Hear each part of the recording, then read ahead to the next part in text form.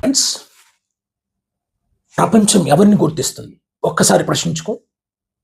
బలవంతుడినా, బలహీనుడినా, నాయకుడినా, అనుచరుడినా, ధైర్యవంతుడినా, పిరికివాడినా? ఒక్కసారి నువ్వు ఆలోచిస్తే ఈ ప్రపంచం విజయం పొందిన వాడిని గుర్తిస్తుంది, బలవంతుడిని గుర్తిస్తుంది, ధైర్యవంతుడిని పొగుడుతుంది, మేధావిని ప్రశంసిస్తుంది, పిరికివాడిని కాదు, అధైర్యవంతుడిని కాదు. మరి అపజయం పొందిన వాడి గూర్చి ఆలోచించదు కదా. అవహేళన చేస్తుంది, ఎగతాళన చేస్తుంది, దూరం పెడుతుంది.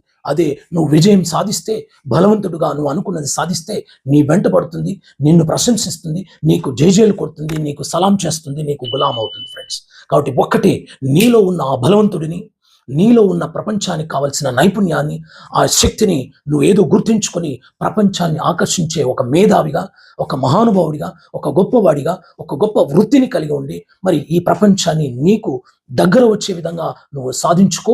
ఆ ప్రపంచమే నిన్ను ప్రశంసించే విధంగా, నిన్ను గుర్తించే విధంగా నువ్వు అనుకున్నది సాధించుకోవాలని కోరుతూ నేను మీ సురేష్ కుమార్.